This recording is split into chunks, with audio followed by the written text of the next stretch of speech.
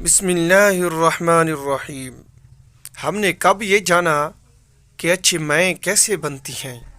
ہم نے اچھی مائیں بنانے کی کوشش ہی کب کی؟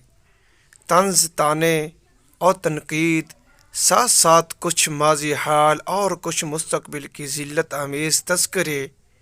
کہ ماحول میں گھڑی پڑھی لکھی سلجھی ہوئی باشعور لڑکیاں اچھی مائیں بننے سے پہلے ہی اپنا آپ کھو دیتی ہیں۔ ایسی ہستی جس کی گود بچے کی پہلی درسگاہ قرار پائی ہے، جس کے ذمہ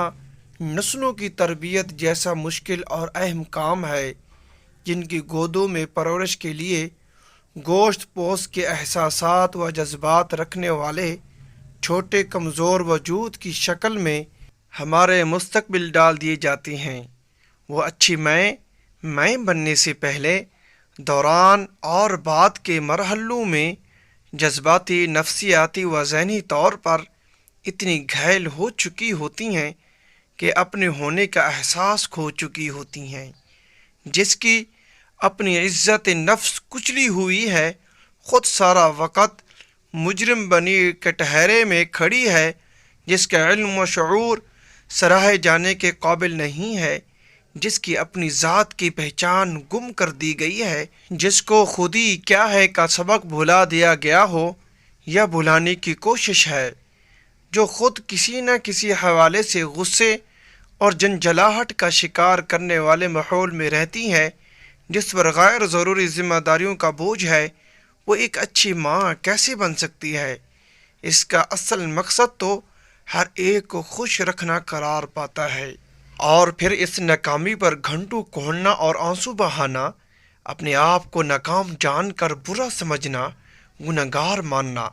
جس کے دل میں خالق سے زیادہ مخلوق کا خوف بیٹھا ہو، جس کے لیے اللہ سے زیادہ انسانوں کی خوشی عزیز رکھنے کا مقصد اولین ہو، جس کا صحیح و غلط کا معیار انسانی رضامندی پر ہو، وہ کیسے خدا خوفی رکھنے والے بے باک نہ ڈر انسان تیار کر پائے گی؟ یہ تو اچھی مائیں بننے سے پہلے ہی سب کو خوش رکھنے کی تگ و دوڑ میں مصروف، ڈری سہمی، مفاد پرست، چھوٹے موٹے مقاصد رکھنے والی، اپنی بقا کی پستی میں گری ہوئی جنگ کرنے والی بیچاریاں بن جاتی ہیں۔ افسوس کہ ایک اچھی ماں بننے سے پہلے ہمارے گھروں کے رواج و ماحول کے مطابق ایسی تربیت سے گزرتی ہیں جس کا مروجہ معیار عورت کے لیے انسان کی عزت و تکریم میں نہیں، بلکہ اپنا آپ کھو دینے والی مخلوق کے طور پر ابھرنے میں ہے۔ معاشرے میں بے باک، نہ ڈر، دیانتدار، بے غرض، بمقصد اور نظریاتی سوچنے سمجھنے والے بصیرت افروز لوگوں کا ایسے ہی تو قحط نہیں پڑا ہوا۔ ذرا سوچئے، ارد گرد نظر ڈالیے، تلاش کیجئے